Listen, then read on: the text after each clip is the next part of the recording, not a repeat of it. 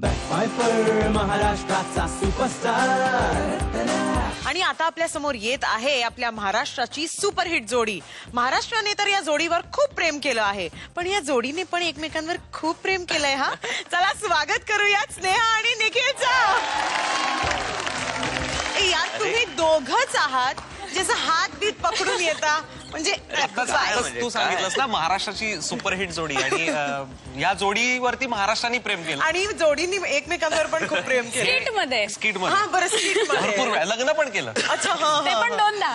अगं बाई, चांगलंय. पण त्याच मुलीशी केलंस ना? हो हो, त्याच मुलीशी केलं. सो निखिल, तुला काय वाटतं स्नेहाबद्दल, तिच्या परफॉर्मन्सेस बद्दल? ओके, तिच्या ऍक्टिंग बद्दल. बरोबर, मी तिच्या परफॉर्मन्स बद्दलच बोलणार आहे. अच्छा. तिचे परफॉर्मन्स मला आवडतात, कारण माझ्या फेवरेट को ऍक्टर्स पैकी ती एक आहे आणि तीच आहे. तिच्याबरोबरच भरपूर कामं केलेली आहे, त्याच्यामुळे खूप छान मजा येते तिच्याबरोबर काम करायला. आम्ही एकत्र काम केलं होतं 31st स्किट मध्ये, तेव्हापासून जी आमची केमिस्ट्री जुळली ती आजपर्यंत चालूच आहे. आणि खूप छान, म्हणजे ती स्वतः खूप एनर्जेटिक आहे, खूप चुलबुली आहे, बबली आहे आणि एक्साइट असते ती प्रचंड काम करताना. तर ती एक्साइटमेंट ती माझ्यात पास करते, त्याच्यामुळे मी पण एक्साइट होऊन कधी कधी काम करतो. अच्छा. आणि काय काय स्किटला ते मला पण वर्क करतं, पण काय काय स्किटला नाही वर्क करत.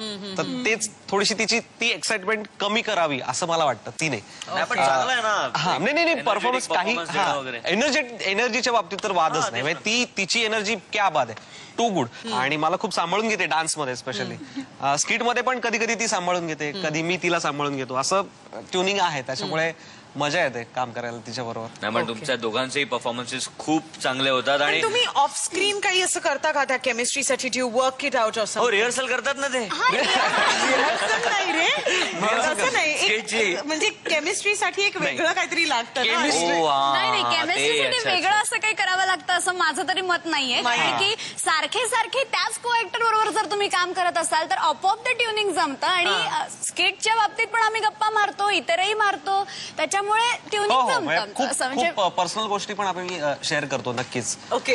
ती लाईक तिच्या आवडी निवडी, कॉलेज लाईफ कसं, कॉलेज लाईफ मी आतापर्यंत कसे झालं, काय आई पप्पा कसं आहेत, हे ते असं थोडंफार गप्पा होतात.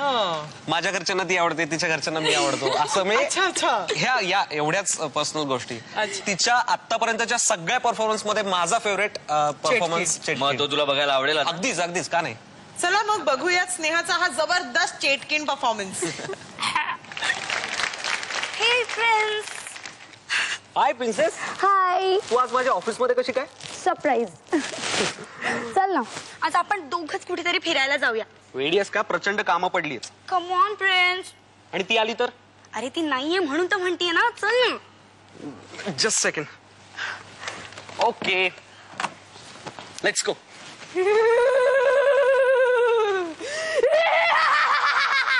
ते बघ, तिचाच आवाज येतोय. मी तुला म्हटलं होतं ती येईल. ते बघ, आलीच ती.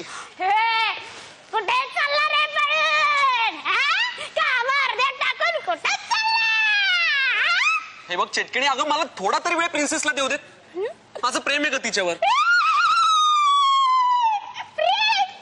प्रेम म्हणजे टाइमपास नसता. प्रेम म्हणजे डोक्याला ताप. रिपोर्टची कामं, मीटिंगची कामं करणार कोण? तू जाता? हे बघ, काम कर काम.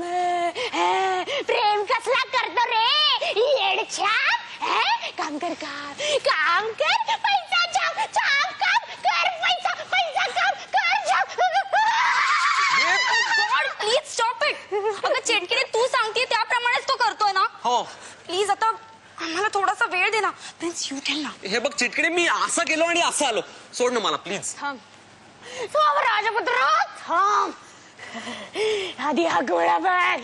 बघ हा गोळा, बघ काय दिसतंय याच्यात. बघ. नाही प्रिन्स, तू हा गोळा बघितलास तर तू इथेच थांबशील. प्रिन्स, तुला कळतं का हा गोळाच आपल्यासाठी घातक आहे. प्रिन्स, बघ त्या गोळ्यात, बघ त्या गोळ्यात. तुला हा गोळा उद्याचं भविष्य दाखवतोय. उद्याचं चित्र बघ राजपुत्र. No prince, no, leave it.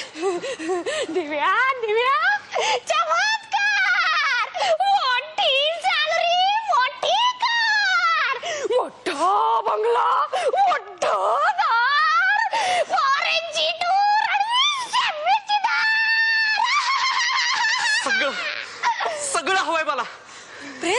Princess, हे बघ आपला बंगला दिसतोय.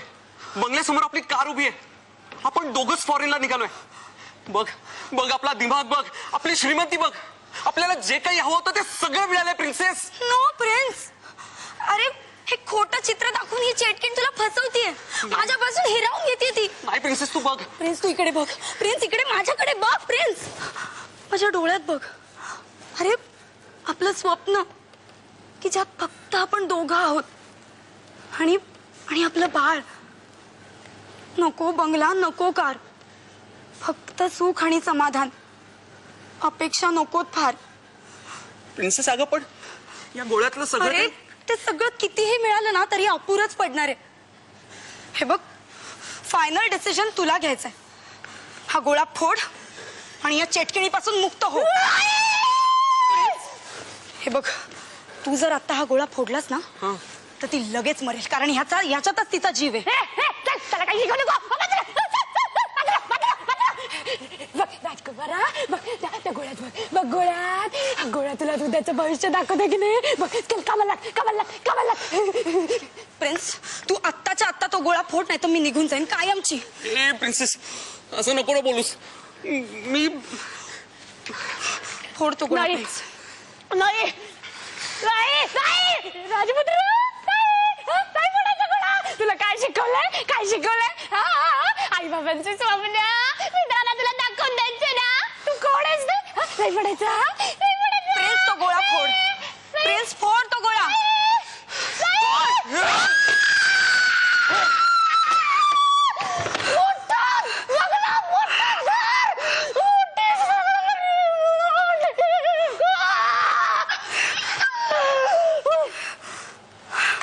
प्रिन्सेस, मला फार हलकं झाल्यासारखं वाटतंय ग.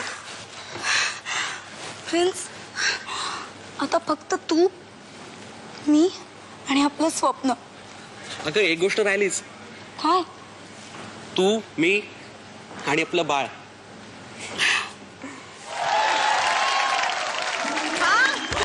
केवढी उंच झालेली दिसते. काय नाही, तिची अभिनयाची उंची वाढली. काही मान्यवर आहेत, ते सुद्धा तुम्हाला शुभेच्छा देऊ इच्छितात. बघूया. ऐकूया. झी मराठी यांचं मनापासून मी अभिनंदन करू इच्छितो, कारण खरोखरच महाराष्ट्राचा सुपरस्टार हा जो कार्यक्रम आहे, या कार्यक्रमाने नवोदित कलावंतांना, फ्रेश टॅलेंटला एक फार मोठी संधी दिलेली आहे, एक फार मोठा प्लॅटफॉर्म उपलब्ध करून दिलेला आहे. तेव्हा जे सर्व फायनलिस्ट आहेत, जे मुलं आहेत, जी मुली आहेत, त्यांना सर्वांना माझ्या शुभेच्छा. नाही, मला वाटतं एक उत्तम शो नेहमीप्रमाणे झी मराठीने आणलेला आहे. जसं आपण सारेगमा इतके वर्ष बघतो आणि त्यात उत्तम गायकांना संधी मिळते, कान तृप्त होतात, तसंच मला वाटतं हे महाराष्ट्राचं सुपरस्टार आहे. खूप छान मातीतले असे कलाकार या कार्यक्रमातून आपल्याला लाभलेले आहेत. अँड आय एम शुअर यातलेच काही कलाकार किंवा रादर सगळेच खूप पुढे जाऊन खूप मोठे कलाकार होते. माझ्यातर्फे या सगळ्यांना जे फायनलला आलेले आहेत, 6 जणांना मनपूर्वक शुभेच्छा. बॅकफायर महाराष्ट्राचा सुपरस्टार.